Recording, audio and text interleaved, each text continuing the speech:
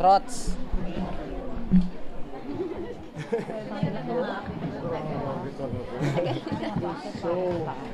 Ay, hello. Agad-agad! Kamusta ang pagharap niyo kay Tito Boy ngayong gabi? Si Sian. Ano? Kamusta yung interview? Nag-enjoy kayo? Ay, oo. Lagi naman pag si Tito Boy nag-interview, parang fun lang. Parang tawa ka lang ng tawa. Parang enjoy. And miss ko rin yung pakiramdam na lahat ng representative ng mga sumusuporta sa amin nandyan ngayon. So, and Kim, ito magsisimula na kami ng teleserye, so we're very excited and proud na ipalabas to para sa inyo po.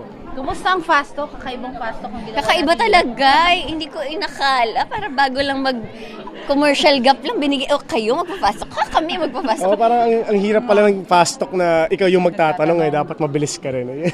Medyo, medyo doon sa ibang parts, Ako, medyo nawawala ka sa sarili. Kasi nakakagulat kasi yung tinatawag ng fast talk. Yung mga questions mo ba, okay? How do you find the questions? Sa tinanong mo kay Sian? Okay naman, at least nag-enjoy. Nag-enjoy naman kami, lalo na siya. Nag-enjoy ka ba, Sian? Oo Enjoy naman. na alata naman. Parang nag-init yung buong, hindi kinaya ng jacket ko yung mga tanong Pero saya. Tsaka parang yung mga bagay na tinanong mo, hindi mo tinatanong sa kanya personally, pero natanong mo dito. I mean, we're very happy to be here. Thank you. Especially the last question. The last question, saya ng mga last question. Iba din siya. Okay, so papalabas na natin ang Story of Us. Kailan ba ito? I-promote na natin. Yes, February 29 na po. After po yan ng Dolce Amor.